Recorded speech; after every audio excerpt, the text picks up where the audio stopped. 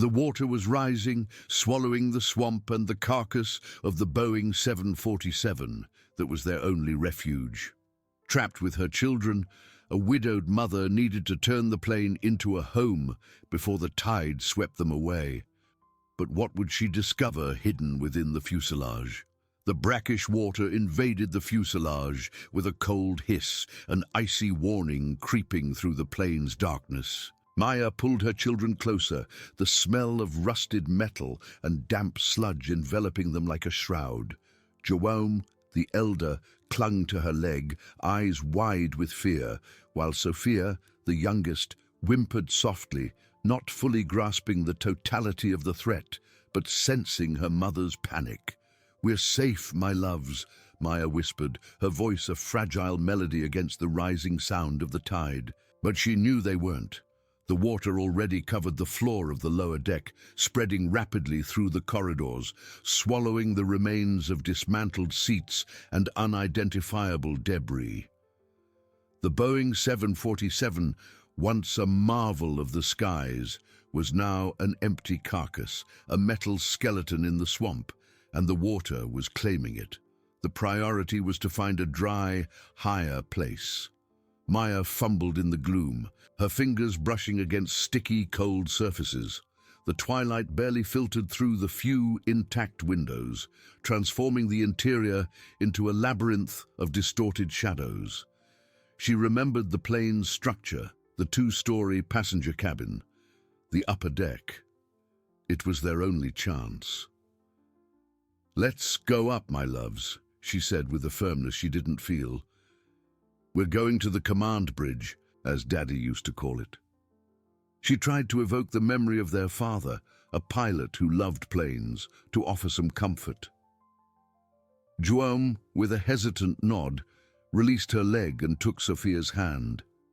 The ascent up the spiral staircase, corroded by time and humidity, was a slow torture. Each step creaked under Maya's weight, and she feared the structure would give way at any moment. The sound of the water below them echoed, amplified by the hollow metal, creating a symphony of despair. When they finally reached the upper deck, the air felt a little cleaner, less dense with the swamp's humidity. The cockpit was in chaos. Torn-out panels, wires hanging like dead vines, overturned pilot seats. But it was dry, for now. Maya pushed the remains of a seat aside, creating a small space. "Here, our fort. No one can reach us here." As the children huddled against each other, exhausted and scared, Maya began to assess their surroundings. The cockpit window, cracked but still in place, offered a desolate view of the mangrove swamp, now almost completely submerged. The water rose relentlessly, licking at the twisted roots of the trees, transforming the landscape into a dark and menacing mirror. She needed something to block the gaps, to stem the inflow of water that was already beginning to seep through some cracks from the lower floor. She tore pieces of old, dirty fabric she found and stuffed them into the most obvious openings, an almost useless task, but one that gave her the illusion of control. The smell of diesel and kerosene mixed with mold was strong, and the night's cold began to set in. With every sound, every creak of the metal, Maya's heart beat faster. The plane groaned under the water's pressure, a wounded giant that seemed to be slowly drowning. She needed more than a dry place. She needed a home, security, a miracle. And as her eyes scanned the cockpit's interior, desperately searching for something, anything that could help, a dark shadow and an unusual texture on the side wall behind the instrument panels caught her attention for a brief instant. It was just a glimpse in the gloom, but curiosity, even amidst the panic, planted a seed of hope or perhaps of more questions. The night was just beginning, and the tide kept rising. The glimpse in the gloom persisted in Maya's mind, an almost insane distraction amidst the growing panic. As Sophia finally fell asleep in Joan's lap, curled up and exhausted, Maya couldn't take her eyes off that area on the side wall behind the cockpit's instrument panels. It wasn't a tear nor a crack, but an anomaly on the surface, a shadow that seemed deeper than the others, a texture that didn't match the corroded metal around it. The tide was unforgiving. The sound of water licking the lower deck, now flooded, was a constant echo, an icy reminder of their vulnerability. The Boeing groaned, a dying giant, and every creak of the rusted metal seemed to announce its imminent disintegration. The damp cold penetrated their bones, and Maya felt hopelessness seep in, just like the water. But that spot, that texture. With a last look at her children, who slept an uneasy sleep, Maya crawled to the wall. The twilight had given way to an almost total darkness, only punctuated by the pale and ineffective moonlight filtering through the cracked window gaps. She fumbled the surface, her fingers finding a different material, smoother and more resistant, hidden beneath a layer of soot and mold. It wasn't metal, it was dark, polished wood, embedded in the wall like a secret door. Her heart pounded. With brittle nails and the strength of desperation, she began to scrape away the dirt, revealing a small crack where the wood met the metal panel. There was no handle, no pull. It was sealed, disguised. She searched for something, anything, she could use to force it open. Her eyes fell upon a twisted piece of metal, part of a torn-out panel, lying on the floor. It was sharp and sturdy. Carefully, so as not to make noise and wake the children, Maya inserted the tip of the metal into the crack. With each attempt, a scratching sound echoed in the cockpit, seemingly amplified by the oppressive silence of the night and the rising water's noise. She pushed, pried, feeling the wood give way with a slow, agonizing creak. Sweat ran down her face, mixing with the dry tears of fear and exhaustion. Finally, with a dry snap, the section of the wall moved, revealing a narrow, dark opening. A different smell, musty and old, but without the swamp's mold, emanated from within. Maya hesitated for a second, the fear of the unknown battling with curiosity and desperate hope. What could be hidden there, in an abandoned plane in the middle of nowhere? She reached her hand into the darkness, her fingers brushing against something cold and hard, something smooth and strangely heavy. She pulled. A small canvas bag, heavy and compact, came into her hand. As she pulled the bag into the faint light, the old dusty fabric revealed itself. With trembling hands, she untied the drawstring. What she saw made her breath catch in her throat. It wasn't just a few coins, nor old papers. The inside of the bag shimmered with the reflection of the dim ambient light. White and blue diamonds, vibrant emeralds, deep rubies, and gold. Small bars and ancient coins, their luster dulled by time, but unmistakable. A treasure. Maya's mind struggled to process the sight. In an instant, the hopelessness that enveloped her dissipated, replaced by an electric shock. That wasn't just money. It was the promise of a life, of security, of a future for her children. But the joy was fleeting. The sound of the water, now louder, more aggressive, invading the lower floor with a hiss that seemed closer, brought her back to the brutal reality. The treasure was real, but so was the threat. The plane trembled. The water must have been almost at the level of the upper deck. The gold and jewels were a key. But they were still trapped, still sinking. The night was still long, and the tide kept rising. The discovery was a miracle, but the fight for survival was far from over, and the weight of that bag in her hands was both a blessing and a burden. The cold gleam of the jewels and the solid gold in the dusty canvas was an almost unreal sight, a ghost of wealth amidst misery. Diamonds, emeralds, rubies, each stone a flicker of hope that ignited in the oppressive darkness. Maya clutched the bag to her chest, the weight of fortune and responsibility crushing her. It was the answer to her prayers, the promise of a future that seemed impossible minutes before. But reality was a cold punch. The water, The hiss of the rising tide, once a distant murmur, now echoed with alarming ferocity. The Boeing 747, their temporary refuge, groaned and creaked under the pressure. Every snap of rusted metal, a warning of imminent collapse. The treasure was a key, yes, but to a door that was still far away, and the water was about to swallow them before they could even turn it. Maya looked at João and Sophia, who slept, oblivious to the newly discovered fortune and the imminent danger. The bag was heavy, too heavy to carry while trying to climb or swim. She couldn't risk losing it, but it also couldn't be a burden. Her eyes scanned the cockpit, searching for a safer hiding place, something that could withstand the water's fury. The plane's structure continued to protest, a metallic lament that intensified. Suddenly, a dull thud and a loud crack came from below. The plane tilted noticeably to one side, causing loose debris to roll across the floor and the children to stir in their sleep. The water level on the lower floor must have been alarmingly high. Maya needed to act. The secret compartment, though ingenious, was not waterproof and offered no protection against the plane's dismemberment. She needed something that could float or that could be securely tied to her. Her eyes fell upon an old pilot's backpack, torn and dirty, hanging on a rusted hook near the cockpit door. It was small, but perhaps enough. With quick, desperate movements, she emptied the canvas bag, pouring its contents into the backpack.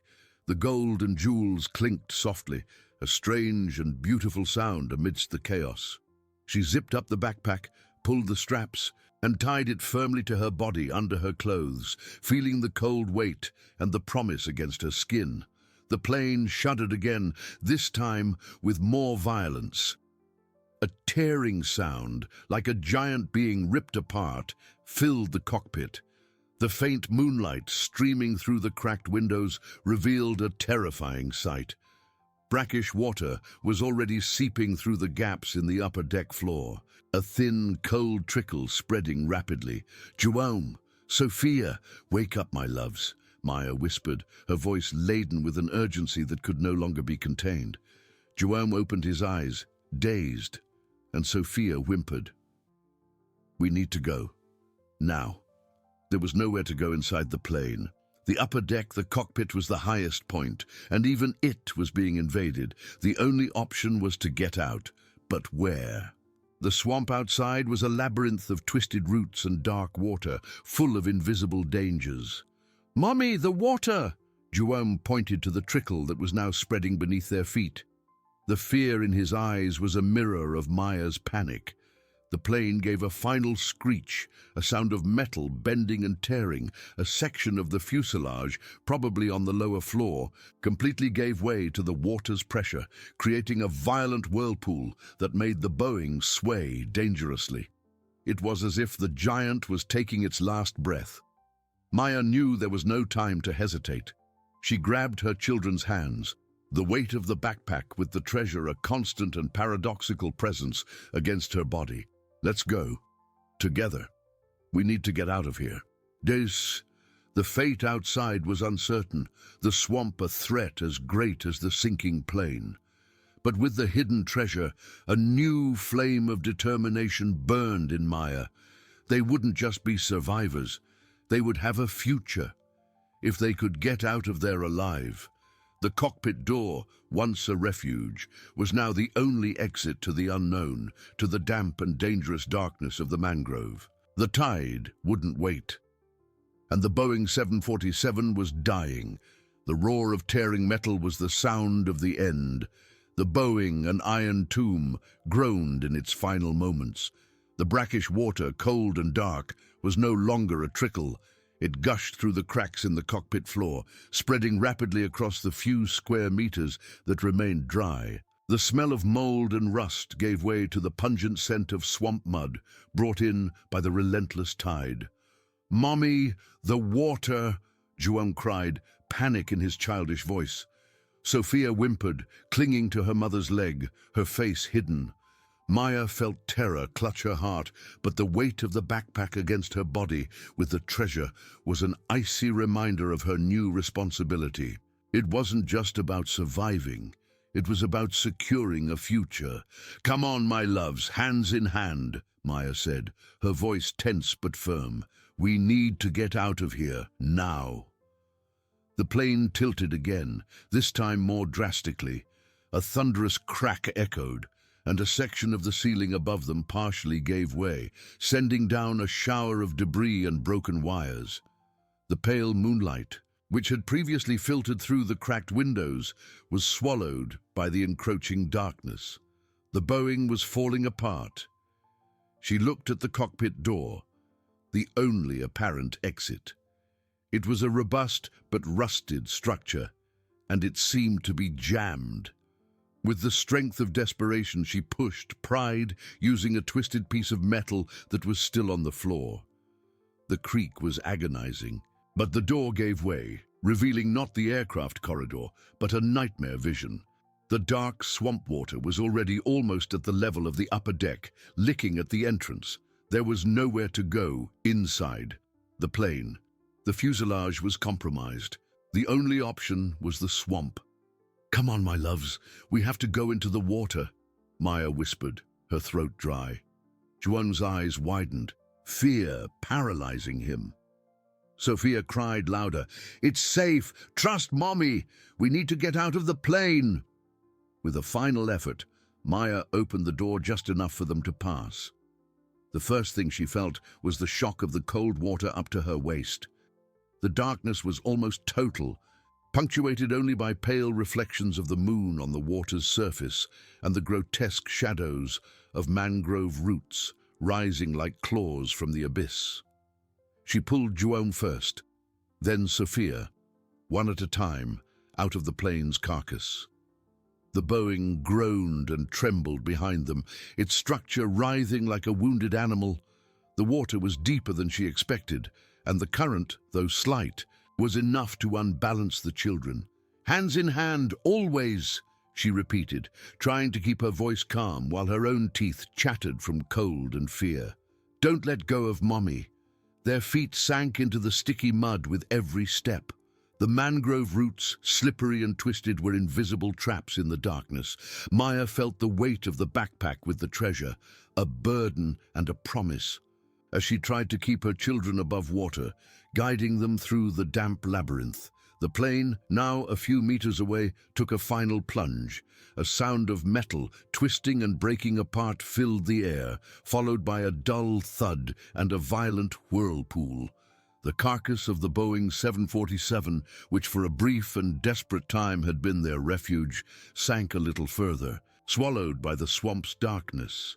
A piece of the wing broke off with a snap and disappeared beneath the surface. They were alone in the swamp, in the middle of the night, with the tide rising. Maya turned, shielding her children with her body, trying to orient herself by the faint moonlight that barely penetrated the dense canopy of trees. The swamp was a silent and relentless enemy. Every shadow seemed to move, every rustle of leaves, every splash in the water, a premonition of danger. But in the depths of her despair, a spark of hope burned. The treasure.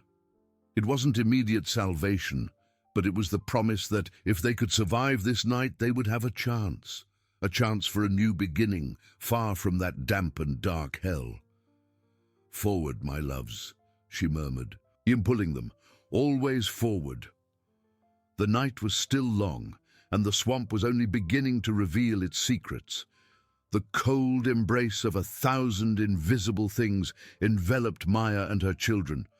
The water, dark and dense, rose to Maya's chest, chilling her to the bone.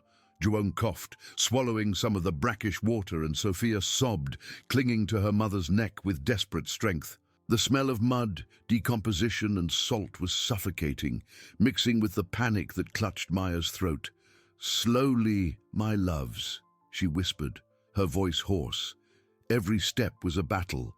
Their feet sank into the sticky mud, and the mangrove roots, thick and slippery like sleeping snakes, formed a treacherous net beneath the surface. The moonlight, once a faint guide, now barely penetrated the dense canopy of trees, transforming the swamp into a labyrinth of ghostly shadows. The weight of the backpack with the treasure was a constant reminder of her new and terrible responsibility. Every jewel, every gold coin was an extra burden, but also a burning promise of a future that seemed impossible with each passing moment. A sudden rustle in the water, not far away, made Maya freeze. It was a damp, creeping sound, followed by a louder splash. She pressed her children against her, her heart pounding wildly. Her eyes scanned the darkness, searching for the source of the sound, but there was nothing but dancing shadows and the still water, reflecting only despair. Whatever it was, it seemed to have passed. But the invisible threat remained. "Mommy, I'm cold." João shivered, his voice choked. Sophia was silent now, huddled, her face hidden in Maya's shoulder. Maya tried to orient herself. The tide continued to rise, though more slowly now, but every inch was precious. She needed to find a foothold, anything that would get them out of the water for a while. Her eyes searched for an elevation, a higher cluster of roots, anything that wasn't the liquid darkness. After what felt like an eternity, her fingers touched something more solid. It was a mangrove base, wider and taller than the others, covered in moss and mud. With an exhaustive effort, she managed to climb up, pulling João and then Sophia out of the water. They huddled there, squeezed together, safe from the current, but still exposed to the cold and penetrating dampness. The Boeing 747 now was just a darker silhouette against the darkness, a shapeless mass slowly sinking. Its last groans had ceased, swallowed by the swamp. The silence that followed was frightening, broken only by the distant croaking of frogs and the buzzing of invisible insects. Maya hugged her children tightly, trying to transfer some of her warmth and courage to them. Her muscles ached, exhaustion threatened to swallow her, but the thought of the treasure and the life it could provide was a bitter fuel. "We'll stay here for a bit, my loves," she whispered, kissing the top of Sophia's head. "We'll rest and then look for a truly safe place." But the swamp was no place for rest. The cold was relentless, and the dampness seemed to penetrate the soul. Furthermore, the tide, though slower, continued its inexorable rise. The small island of roots, however temporary a relief, would not be enough. They were only postponing the inevitable. On the distant horizon, a faint band of grey began to appear, announcing the approach of dawn. A new hope. But the journey there, through that damp and treacherous labyrinth, was still uncertain, and who knew what the swamp would reveal with daylight? The night, with its invisible dangers, was ending. But the day would bring its own challenges, and perhaps its own revelations. They had survived the Boeing, but the swamp was an entirely different enemy. Maya tried to orient herself. A New Hope, Chapter 8:15. The faint band of grey on the distant horizon expanded, painting the sky in washed-out shades of mauve and rusty orange. Slowly, darkness gave way to a pale light, revealing the hazy landscape of the mangrove swamp. What were once ghostly shadows now transformed into a dense and intricate web of twisted roots, dripping branches and dark leaves, all reflecting the suffocating humidity. Maya felt the damp cold intensify with the first morning breeze, which carried the strong smell of mud and salt. João shivered uncontrollably, his lips purple, while Sophia curled even tighter in her arms, a small, inert yet precious weight. The small island of roots where they sheltered seemed even smaller and more precarious under the growing light, the muddy water licking its edges, stubbornly refusing to recede. The silence of the night, broken only by the distant sounds of the swamp, gave way to a more vibrant and, in a way, more terrifying chorus. The incessant buzzing of mosquitoes, the rhythmic croaking of hidden frogs, and the indistinct rustling of something moving among the roots formed a symphony of wildlife that seemed to surround them on all sides. Her eyes, now able to discern shapes and textures, began to register the dangers that darkness had concealed. The indistinct gleam on the water's surface, the eyes of nocturnal insects, the gigantic spiderwebs hanging like damp veils. Hunger and thirst were now a constant ache, a tight knot in Maya's stomach. She had no potable water, and the brackish swamp water was a deadly temptation. The treasure, heavy in her backpack, seemed almost ironic, a ticket to freedom. But what value did it hold if they perished there, forgotten in the green and brown immensity? "Mommy," Juan whispered, his voice weak and hoarse. Pointing to something in the water, Maya followed her son's gaze. A few meters away, something large and dark moved slowly beneath the surface, creating a subtle ripple that broke against the roots. It wasn't a log. The movement was deliberate, sinuous. She clutched her children, her heart pounding, a chill running down her spine. The swamp didn't just have treacherous roots and icy water. It had predators that awoke with the sun. They couldn't stay there any longer. The small elevation of roots was not a refuge, but rather a floating trap. With the daylight, Maya desperately tried to find a direction. She raised her head, scanning the horizon. Amidst the dark green monotony of the mangrove trees, she noticed a distortion. It wasn't a tree, nor a cluster of roots. It was a patch of a different color, a more vibrant green, perhaps a little higher, a sign of firmer ground or different vegetation. "Come on, my loves," she said, her voice filled with a courage she barely felt. "I need you to be very, very strong now. We're going there." She pointed to the distant patch, a desperate gamble against time and the swamp. Sliding back into the waist-deep water, Maya adjusted her backpack, the treasure's weight seeming to drag her down. Every step was a struggle, the mud sucking at her feet, the slippery roots threatening to trip them. João, despite his weakness, tried to cling to his mother's hand, while Sophia, still in Maya's arms, seemed to have fallen asleep from exhaustion, her breathing shallow and irregular. The sun, now higher, began to burn, adding suffocating heat and sticky humidity to the cold that still penetrated them. The air was heavy, dense, and the smell of decomposition intensified. Whatever that green patch on the horizon was, it seemed infinitely distant. And what lurked beneath the surface, now more visible, was a constant reminder that they were in alien territory, where every movement could be their last. Maya knew the night had ended, but dawn had brought with it a new and brutal clarity. The swamp, with its promises of life, was also a silent graveyard, and they were in the middle of it, with the treasure of hope weighing on their backs and the lives of her children in her hands. The journey had only just begun. The promise of that green patch, a vibrant spot of color amidst the monotonous grey-green of the mangrove, was the only thing preventing Maya from succumbing to despair.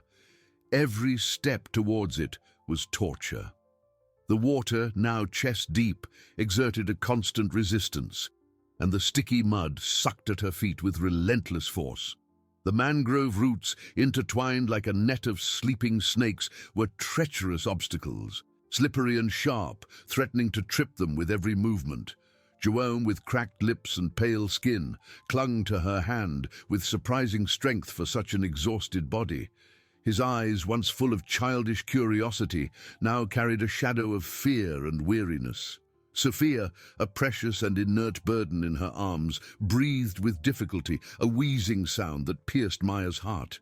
She tried to hum, to whisper words of encouragement, but her own voice seemed hoarse and distant, as if it belonged to someone else. The sun, which once promised clarity, now punished them with humid, suffocating heat.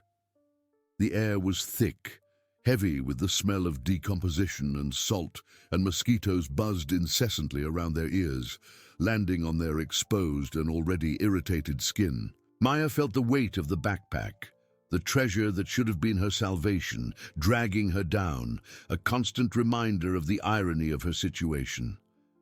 Suddenly, a movement in the water ahead of her made Maya freeze.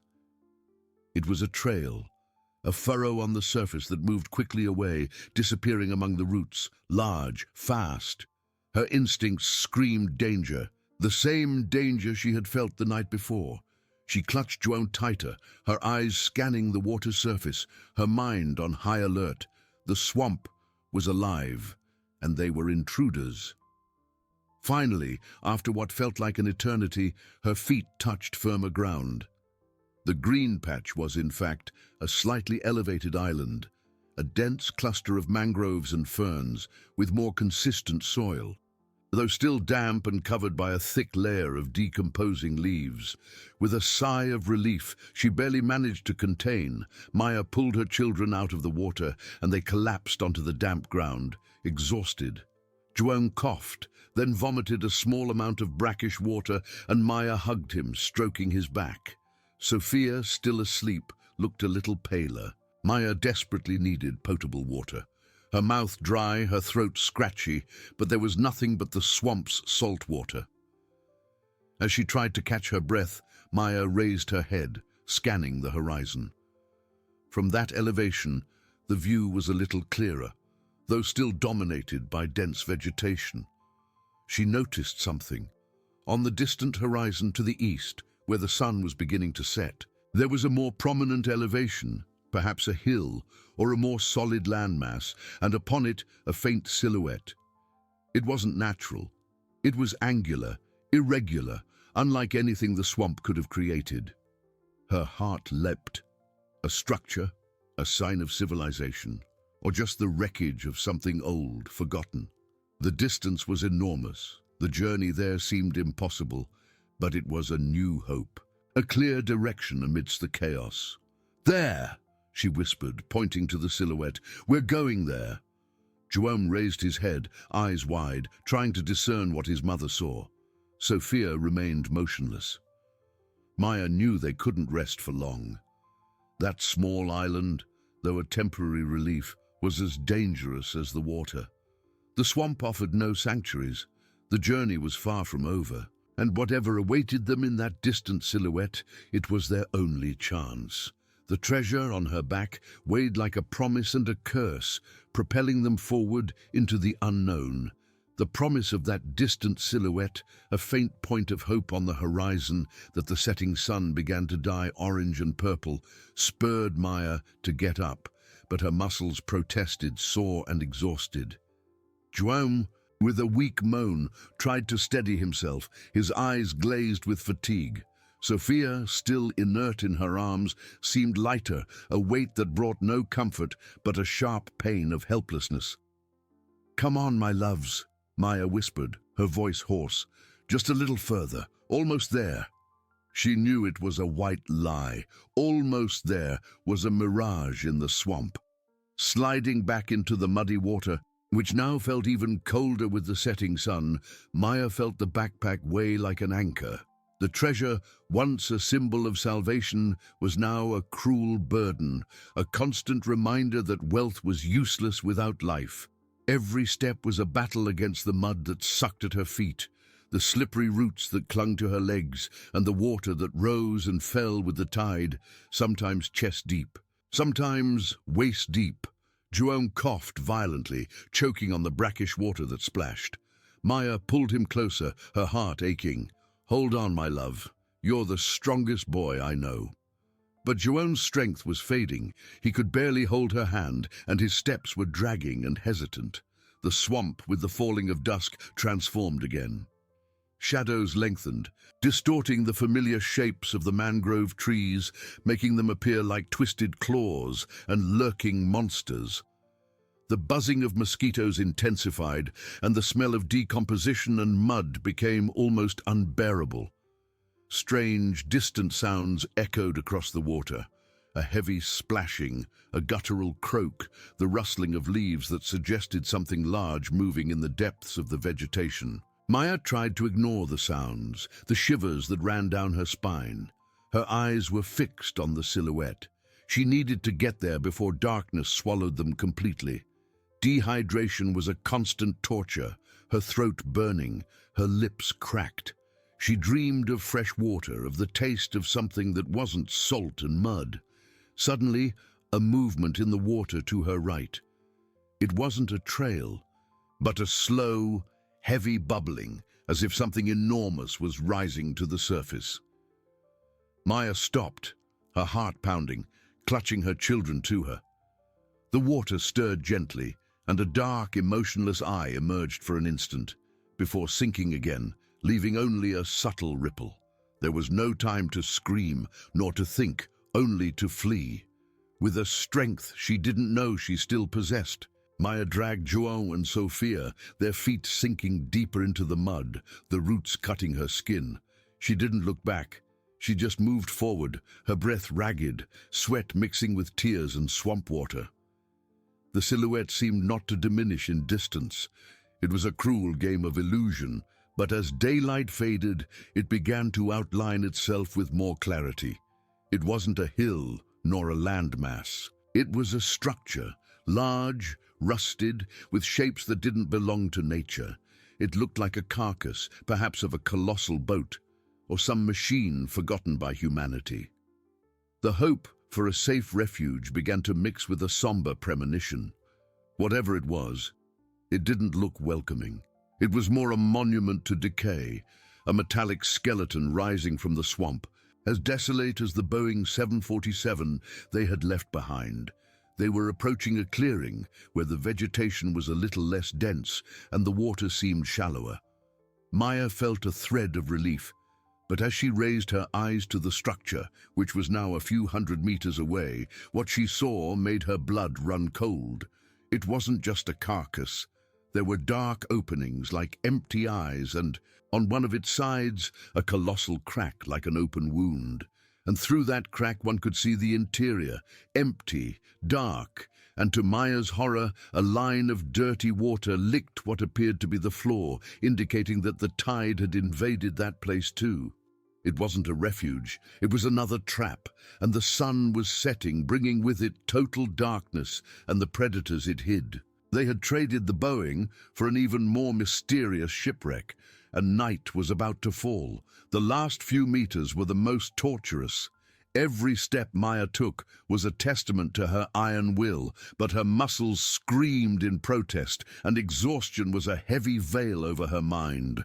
João, an almost inert burden, was pulled by the hand, his eyes fixed and vacant. Sophia, too light in her arms, was a constant reminder of the urgency. Darkness was swallowing the swamp, transforming the landscape into a labyrinth of menacing shadows where every sound seemed amplified and threatening. Finally, Maya's feet touched firmer ground, a muddy slope that led directly to the structure. It was colossal, rusted to the core, the hull of an old cargo ship or perhaps an abandoned industrial platform, half swallowed by vegetation and the tide. Twisted metal plates, skeletal beams, and irregular openings marked its surface, like open wounds. The smell of corroded metal and rotting algae was overwhelming, mixing with the pungent odor of mud. The colossal crack Maya had spotted was, in fact, a gigantic breach on one side of the hull, a somber invitation to its interior. Through it, the darkness was almost absolute, but the faint glow of the rising moon revealed a layer of dirty water on the floor, reflecting the starry sky. It was exactly like the Boeing, a refuge, but also a trap.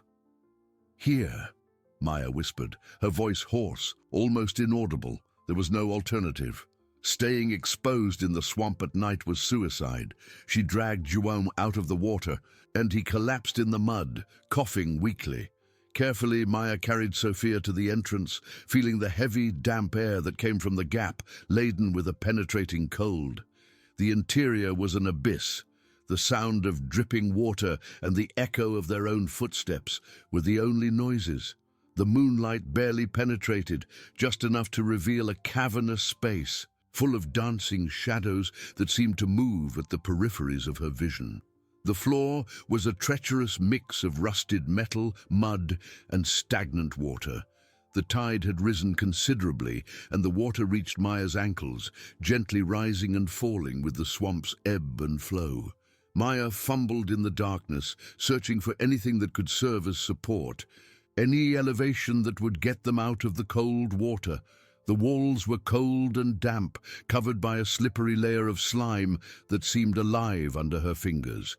The smell of decay was even more intense inside, mixed with a metallic aroma of rust and something else, something indefinable and ancient. "Mommy, I'm cold," João murmured, his voice trembling, barely a whisper. "I know, my love. We're looking for a dry place." "Just a little further," Maya replied, trying to infuse some hope into her own faltering voice. She walked slowly, her eyes adjusting to the gloom, trying to discern shapes in the chaos. The backpack with the treasure weighed like an unbearable burden, every jewel and every gold nugget seeming to increase its weight.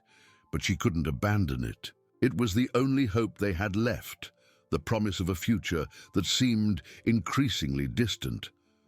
Finally, she found an elevated platform, perhaps an old walkway or an upper section of the internal deck that had partially collapsed, creating a small, dry land area above the water level. It was precarious, covered in debris and rust, but it was dry, at least for now. The sound of the rising tide was still audible, but more distant. With a Herculean effort, Maya hoisted João and Sophia onto the platform. She sat down, leaning against a cold metal beam, pulling her children close, trying to transfer her own warmth to their chilled bodies. Sophia was pale and breathed with more difficulty, a wheezing sound that terrified Maya. She felt an icy despair. She needed fresh water, food, a doctor. But there, in the heart of that metal carcass, there was nothing but darkness and the promise of more danger. As darkness deepened and night settled in, the sounds of the swamp intensified outside, a chorus of invisible creatures that seemed to surround their new and equally precarious refuge. Inside the hull, the silence was broken only by the constant dripping of water and the soft sound of the tide rising and falling, a relentless reminder that the swamp was always in motion. Maya hugged her children, her eyes scanning the vast and somber interior. This place was as mysterious and dangerous as the plain, but instead of the rusted comfort of an improvised home, it was just an empty shell, a metal tomb by the sea. The treasure, which should have been the key to a new beginning, seemed increasingly like a cruel joke. They were once again trapped at the mercy of the tide and the invisible dangers that darkness hid, not knowing what else this mysterious carcass held. The journey had only changed scenery, but the fight for survival continued, more desperate than ever. The cold was a living entity, seeping into their bones. Maya pulled João and Sophia closer, but the warmth of their already weak bodies barely managed to combat the damp cold radiating from the rusted metal walls. Sophia coughed again, a damp, wheezing sound that cut Maya's heart. The girl was pale, her lips cracked, and her eyes, once full of childish curiosity, were now glazed and distant. João shivered uncontrollably, his fever evident to Maya's touch. The elevated platform, once a relief, now revealed itself as merely a postponement. The dark water, which covered the hull's floor, kept rising. A constant dripping from somewhere above them, mixed with the soft sound of the tide licking the edges of their precarious refuge, was a cruel reminder. Maya reached out her hand and felt the coldness of the water already reaching the edge of the platform where they sat. It wouldn't be long. Despair threatened to swallow her, an internal swamp as treacherous as the one they had just crossed. The backpack with the treasure, once the promise of a future, now seemed to mock her, a dead weight, useless against the fever, thirst, and cold. She needed fresh water, warmth, a safe place. But what was there? Only darkness, decay, and the invisible threat that lurked in the shadows and guttural sounds coming from outside. With immense effort, Maya stood up, her muscles protesting. She needed to find a higher place, a true refuge. Her eyes scanned the vast interior, trying to pierce the gloom, the faint moonlight filtering through distant openings. barely revealed the twisted shapes of beams and pipes that rose towards the ceiling, lost in the darkness. The smell of corroded metal and mold was suffocating. Suddenly, her eyes caught a silhouette. It wasn't an illusion, but a metal ladder, rusted but seemingly intact, that projected from a wall above them and climbed towards a dark opening on what appeared to be an upper level. It was a risk. The ladder could give way, and the darkness above could hide even greater dangers, but staying there was a death sentence. "Come on, my loves," she whispered, her voice hoarse, almost a breath. "Mommy found a way." She knew Joanne barely heard her, and Sophia was almost unconscious. First, she needed to get Sophia up. Carefully, Maya picked her up, the small, feverish body a painful burden in her already exhausted arms. The backpack with the treasure, she decided, would have to go on her back, an extra weight she could barely bear. The ladder creaked under her weight, each step a silent prayer. The cold, damp metal slipped under her hands, and the fear of falling, of dropping Sophia into the dark water below, was almost paralyzing. She climbed one step at a time, feeling the tension in every muscle, her ragged breath echoing in the oppressive silence. When she finally reached the opening, a small metal platform, she carefully set Sophia down. The air there was a little less damp, and the darkness seemed a little less dense, or perhaps her eyes were adjusting. "Now, Joanne. Joanne, my love," she called, her voice a little firmer. "You can do it. Mommy will help you." She descended again, her feet touching the water that now already covered part of the lower platform. Joanne was lying down, his eyes fixed on emptiness. "Joanne, look at me. You need to climb. For Sophia. For us." With a strength that seemed to come from somewhere beyond her exhausted body, Maya pulled him, guiding his hands to the ladder's rungs. Every movement was torture for the boy, but with his mother's desperate help, he managed to climb, step by step, to the upper platform, where he collapsed beside Sophia. Maya joined them, pulling them close. They were in a smaller compartment, a narrow corridor that stretched into the darkness in both directions. The floor was metal, cold and hard, but it was dry, at least for now. The sound of the rising tide was still audible, but more distant. As she leaned against the cold wall, weariness overwhelming her, Maya felt a chill that wasn't just from the cold. There was a strange smell there, mixed with rust and mud, a smell of something animal. And suddenly a sound, a subtle dragging, coming from the darkness of the corridor ahead of her. It wasn't the sound of the swamp. It was something inside the carcass. They had found a higher refuge, but they weren't alone. The night was only just beginning. The subtle dragging repeated, closer now, coming from the dense darkness ahead. It wasn't the sound of water, nor the creak of metal under the tide. It was a sound of weight, of something moving with intent, scraping against the corroded metal floor. The animal smell, once just a suggestion, grew stronger, a pungent and wild odor that made the hairs on Maya's neck bristle. She pulled Joanne and Sophia even closer, her body tense, her eyes trying to pierce the darkness that seemed to swallow them. Sophia coughed again, a weak, damp sound that seemed too loud in the oppressive silence. The dragging sound stopped. Maya's heart pounded. Something was there, something that had heard them.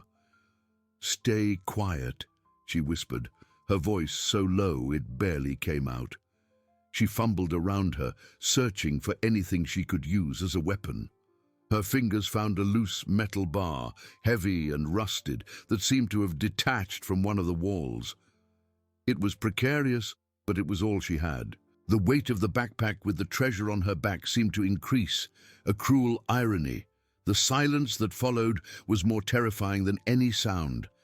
The darkness seemed to pulse, and Maya felt the creature's presence, invisible but undeniable, watching them. Her instincts screamed danger. Then a faint, distant gleam, coming from somewhere deeper in the corridor, briefly revealed a shape. It wasn't human. It was large, crouched, and its eyes. Maya couldn't see the eyes, but she felt the weight of a predatory gaze. The silhouette disappeared as quickly as it appeared, swallowed by the gloom. Maya knew they couldn't stay there.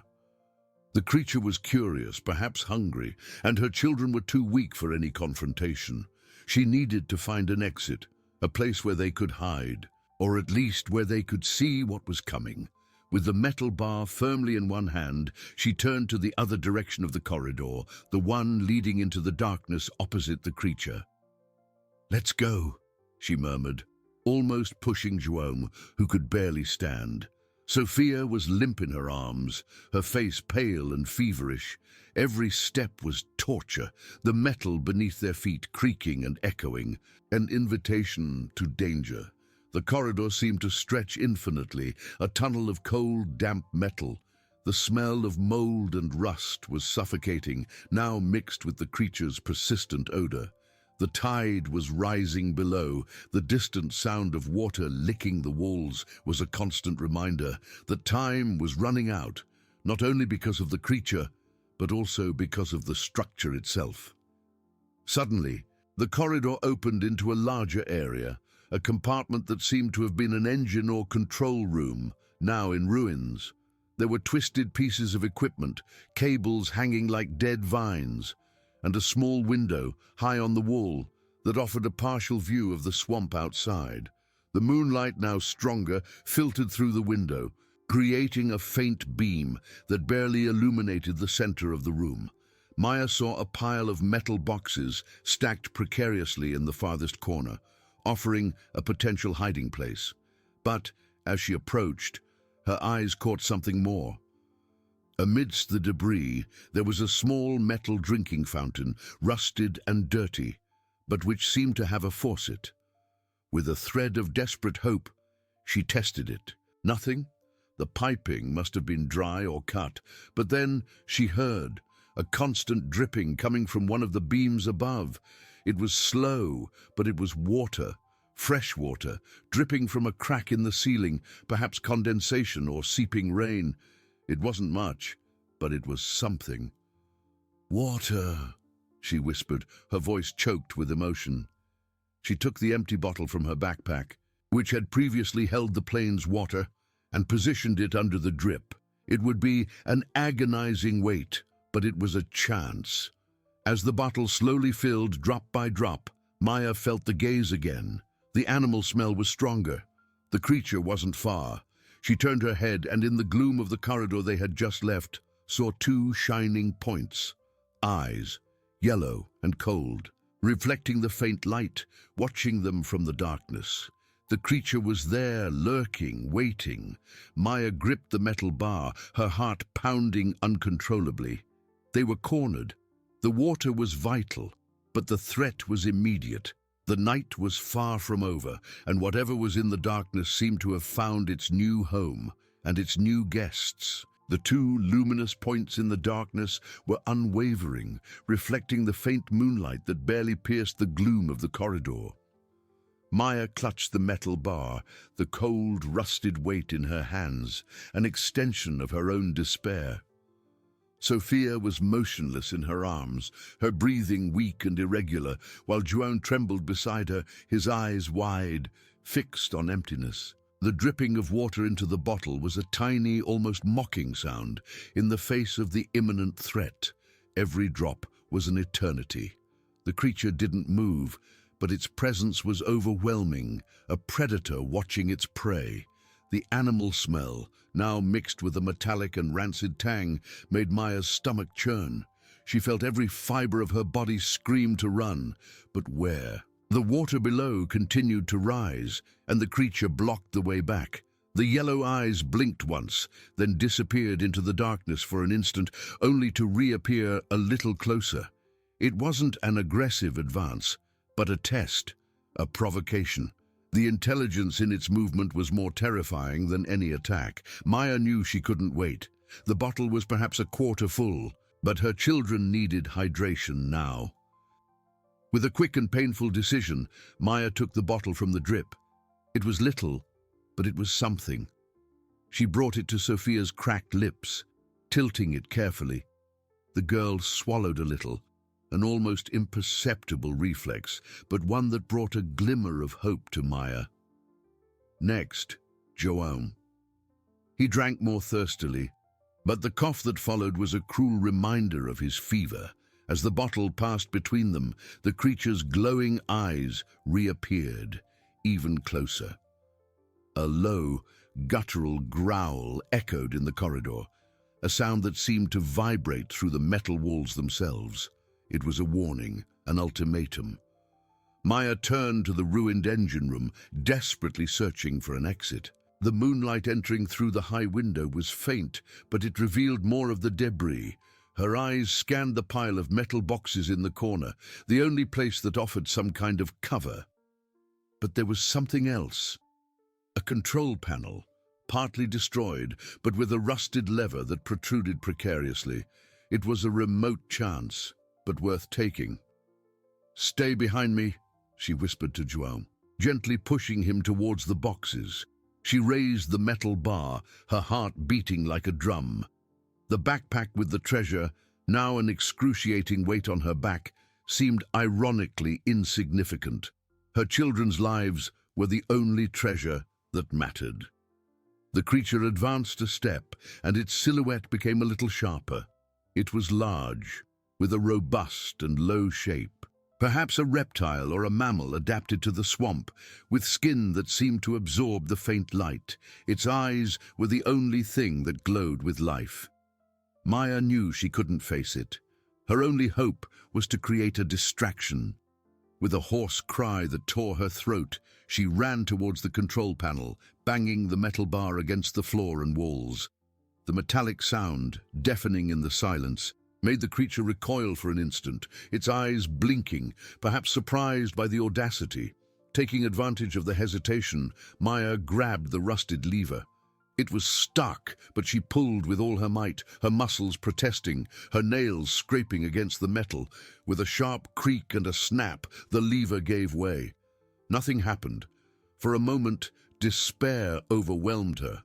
But then, a different sound, not from the creature, but from the structure itself.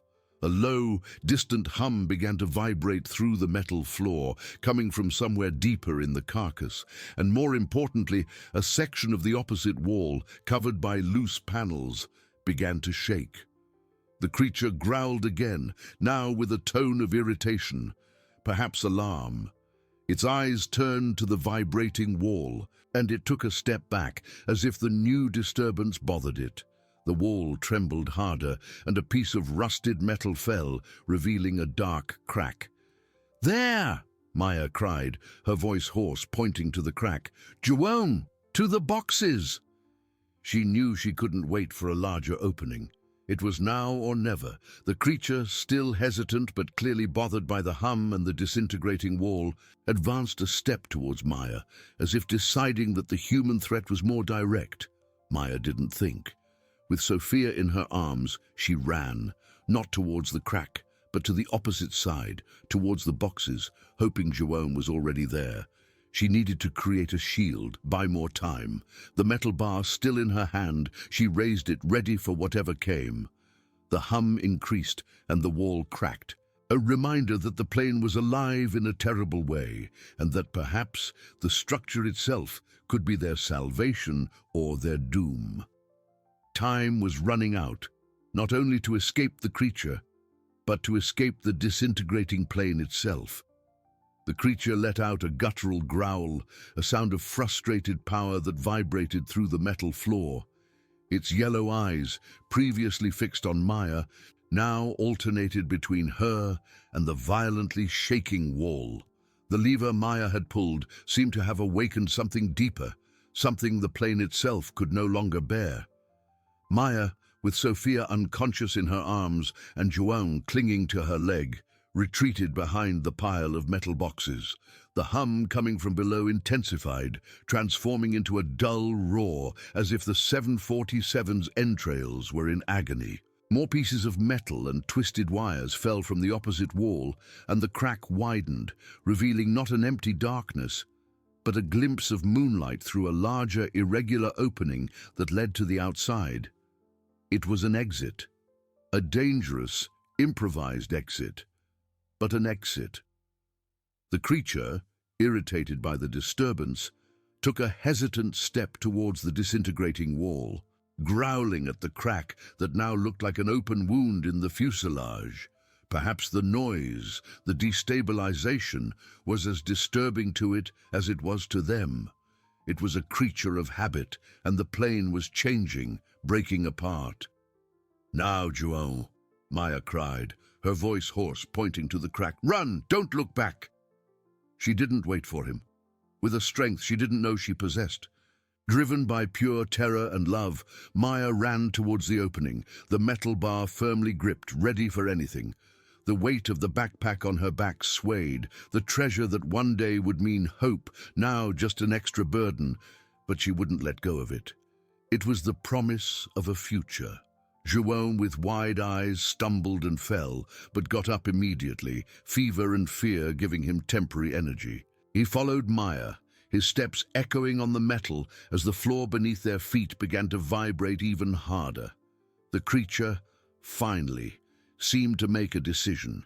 With a furious roar, it turned towards Maya, ignoring the crumbling wall.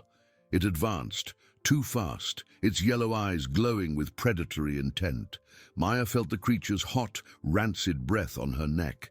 There was no time to think. In the last instant before diving through the opening, she spun, raising the metal bar, not to attack, but to create an obstacle, a moment of hesitation. The bar hit something hard and scaly on the creature's shoulder with a dull thud. It didn't seriously injure it, but the force of the blow and the surprise made the creature stumble back, letting out a sharp screech of rage. It was enough. Maya threw herself through the crack, falling into a tangle of mangrove roots and damp mud. The air outside, though heavy with swamp humidity, was a blessing, free from the metallic and animal smell of the plane. Juon fell right behind her. The plane, like a wounded giant, let out a final groan.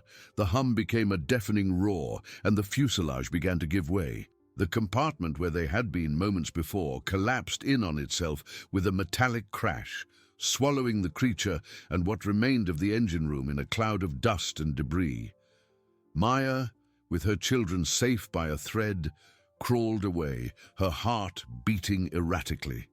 The tide was high, licking at the mangrove roots, but they were on slightly higher ground, a small island of mud and vegetation. The moonlight, now almost full, illuminated the swamp, revealing the extent of the plane's destruction. Parts of the fuselage twisted and slowly sank into the dark water. She lay down, exhausted, holding Sophia and Juon close to her. Sophia's fever was still a concern, but the immediate danger had passed. They were free from the plane, free from the creature. The sun began to rise, painting the sky with shades of orange and purple, and Maya looked at the ruined plane. The carcass that was their home and their prison was now becoming part of the swamp. The backpack on her back felt lighter now, not because of its weight, but because of its meaning. The treasure, the key, they had survived. The water was rising, but they were out of it. The creature had been overcome. The plane had collapsed, but they were standing. With the light of the new day, Maya knew the swamp was still a dangerous place, but they were no longer trapped. They had the treasure, and more importantly, they had each other. It was a new beginning, forged in darkness and despair, but bathed in the promise of a dawn. The world outside was vast and uncertain, but now they had the means to face it. The journey had only just begun, but the first and most terrible battle was won. The Boeing 747, their temporary home and their nightmare, was now at peace, and with it, Maya's family found their own.